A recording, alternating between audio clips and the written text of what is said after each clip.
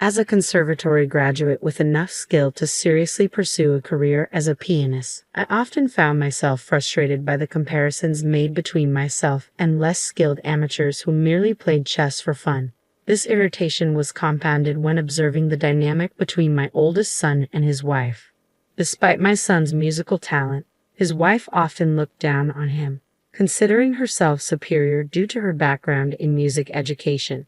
Even when his own playing was being mocked, my son chose not to respond, exhibiting a lack of confidence that left him submissive to her demands.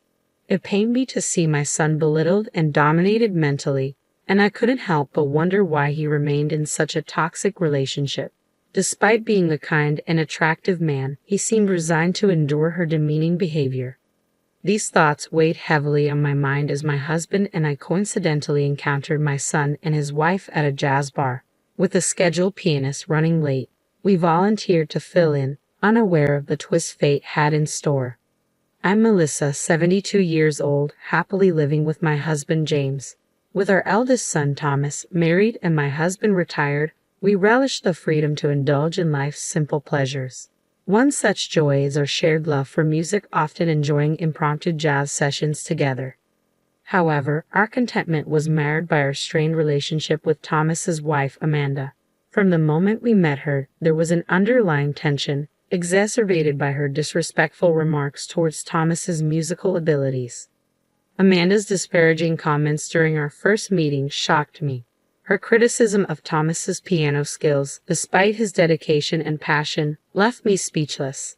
While my son's heart had been broken by past failures, Amanda's callous remarks only served to deepen his wounds. Despite Thomas's attempts to downplay the situation, his discomfort was palpable. It was heartbreaking to witness my son's confidence shattered by his own wife's cruelty. As the evening unfolded, tensions reached a boiling point when my husband finally confronted Amanda's disrespect. Despite his anger, she remained unfazed, further cementing my concerns about her character. In that moment, I couldn't help but question how someone could be so blatantly rude, especially when meeting their future in-laws for the first time. I didn't feel any love toward my son. "Thomas, are you sure you want to marry her?" I asked, hoping he would reconsider. "Yeah, the only woman who'd want to marry a guy like me is Amanda," he replied with a tone of resignation. "That's not true," I insisted, but he remained adamant. His voice carried a hint of pain, a stark contrast to his usual humility.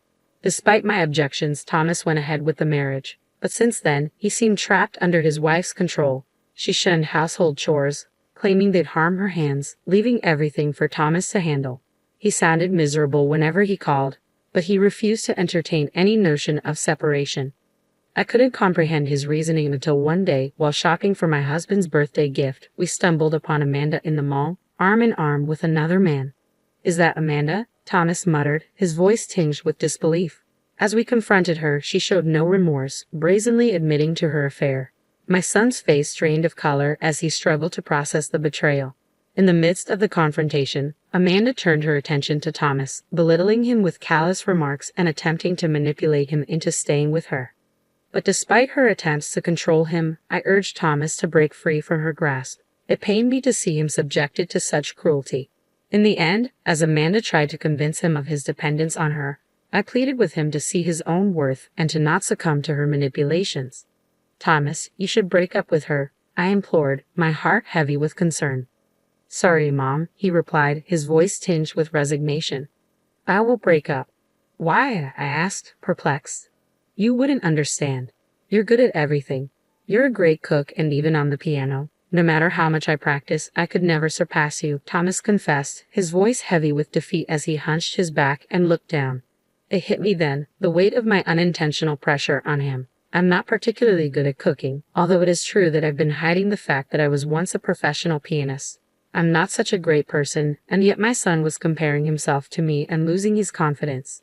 Thomas continued, "Your mother didn't even care that you were hurting. I'm the only one on your side. Shall we go home?" "Wait, Thomas, let's talk this out," I urged, but he turned away, led by his wife's hand. I stood there, helpless, realizing the extent of the damage. When I shared the story with my husband, his face flushed with anger. "What are you talking about? It isn't your fault. It's all because of that wife." But I didn't know our son was hurting. If I had cared more about him sooner, he wouldn't have lost his confidence. "That's on me too," I lamented, tears streaming down my cheeks. Melissa, we have to talk to Thomas about this. It's not about who's at fault, my husband insisted, trying to console me, but the guilt lingered. Days passed, and my worry for my son only grew. Then, unexpectedly, my husband returned home with news. Guess what? The pianist Mr. Johnson is coming to a local jazz bar. Mr. Johnson, the professional pianist, I exclaimed, excitement flooding my veins. Let's go together. It might be a nice change of pace. With eagerness, we made our reservation. However, on the day of the event, a typhoon struck, halting transportation. Determined, we trudged through the rain, arriving at the venue to find a resilient crowd eagerly awaiting Mr. Johnson's performance, despite the adverse weather. As I scanned the bar, I caught sight of my eldest son and his wife. Hey Mom, you're here too, my son greeted, his gaze shifting away as I approached, taken aback by the unexpected encounter. Oh, you guys are here too, I replied, attempting to diffuse any tension. We like Mr. Johnson's music. I wonder if those who just play as a hobby can truly understand the charm of Mr. Johnson. I had the privilege of being taught by him as a guest instructor during my conservatory days, my daughter-in-law boasted, much to my annoyance. Despite my irritation, I chose to remain composed, unwilling to start a confrontation just as the performance was about to begin. As the anticipation for Mr. Johnson's arrival grew, the bar began to buzz with excitement. However, the staff appeared flustered, and the owner took to the stage, offering an apology. I'm terribly sorry, but due to the typhoon, Mr. Johnson's arrival has been delayed. It will take at least an hour and a half until he arrives. I must ask you to wait. No way. We came all the way here in this terrible weather, and what are we supposed to do in the meantime? The audience erupted in discontent.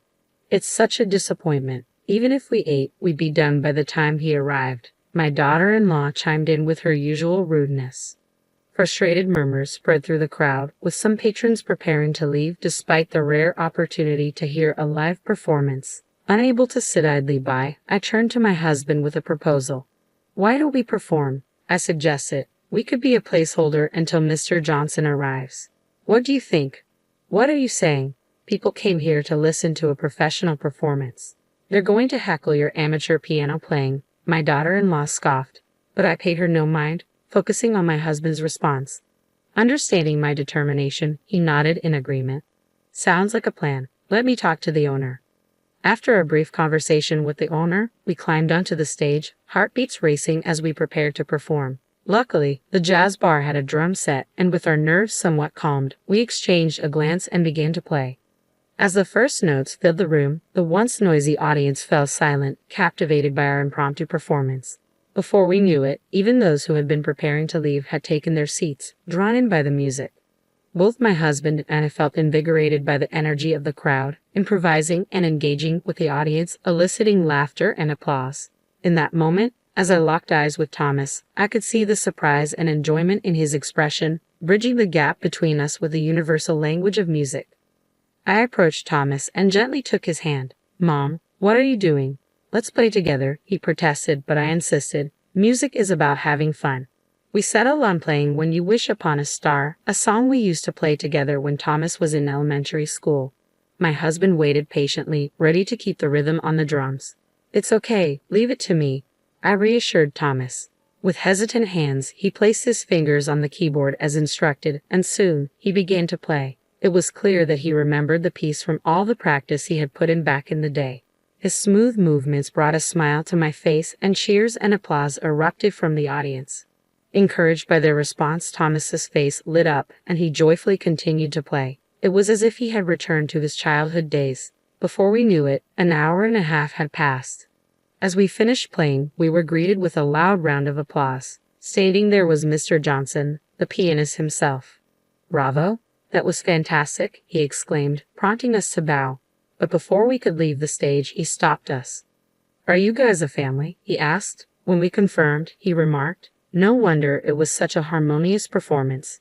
Don't you all agree? The audience erupted into applause once more. However, my daughter-in-law, not finding the situation amusing, stormed onto the stage and approached Mr. Johnson. Do you remember me? I was once your piano student, she claimed, but Mr. Johnson apologized, unable to recall. Undeterred, she insisted on performing, boasting about her aspirations to be a professional pianist. With a malicious grin directed at me, she began to play, expecting praise. However, Mr. Johnson's response was unexpected. After listening quietly, he remarked that her performance was pretty ordinary and lacked charm. In a fit of embarrassment and anger, my daughter-in-law challenged him, only to be met with a blunt critique of her lack of taste and musicality. As she glared at me, I felt a sense of satisfaction. Mr. Johnson then approached our table, intrigued by our musical backgrounds. When he learned my name, recognition rippled through the audience, and he grabbed my hand, his eyes shining with curiosity. "I'm a fan of yours, Melissa," Mr. Johnson exclaimed, surprising me. "Me? Really?" I replied, taken aback. "Yes, I started learning the piano after listening to your performances. I've always wanted to perform together someday, but you retired. I never imagined we would meet like this," he shared joyfully, much to the surprise of my daughter-in-law, who hurriedly approached. "Wait, what's this about being a former pianist?" she interjected. "Didn't you know Melissa is a famous pianist who has won prizes at international competitions? She has performed extensively abroad, and her concerts in the U.S. were always sold out." I didn't know that, Mom. "Why didn't you tell me?" Thomas asked, his voice filled with dejection, causing my husband and me to lower our heads apologetically. "We're sorry for keeping it a secret. The truth is, I stopped being a pianist when I became pregnant with you. I decided that I couldn't continue my career because my greatest desire was to have you, and I never regret this decision. The days I've spent with you are my most precious treasures," I explained, tears welling in my eyes. Thomas began to sob. "I've always loved listening to you play the piano because you play with so much joy. I'm glad we could play the piano together today," he said, his voice choked with emotion. "Your son's performance was excellent. His joy was truly infectious, really," Mr. Johnson praised, but Thomas blushed at the compliment. Meanwhile, my daughter-in-law glared at us, her face twisted in anger. "How dare you embarrass me like this, keeping your career as a pianist a secret?" I didn't mean to," I started to explain, but Mr. Johnson stepped in between us. "If anyone is causing embarrassment, it's you. You've been bragging about being the better pianist since the beginning. This isn't a competition. If you want to show off your skills, why don't you join a contest? Don't ruin the atmosphere of this enjoyable jazz bar," he scolded. Upon hearing Mr. Johnson's words, the other customers voiced their agreement, and my daughter-in-law stormed out of the bar in a fit of rage. After that, Mr. Johnson's performance began, and we enjoyed the delicious food and music. As we headed home that day, I walked with my husband and son. "Thomas, I love the way you play the piano. You don't have to be the best in a competition. I love the joy you express when you play. Not just that, there are so many other things about you that I love," I reassured him. "That's right, like your ability to work hard and persevere. You should be more proud of that," my husband chimed in. Although we didn't talk much after that, my son called a few days later to tell us that he was getting a divorce. This news was music to our ears. "I'm done wasting my life on that woman," he declared, seeming to have regained his spirit, which relieved us. We later heard that his ex-wife was struggling with debts and personal troubles, while my son gained confidence and even had plans to go to a concert with a woman who also loves music. I was so happy to see my son's transformation, and the best part was that we started performing together occasionally. I truly wish for my son's happiness.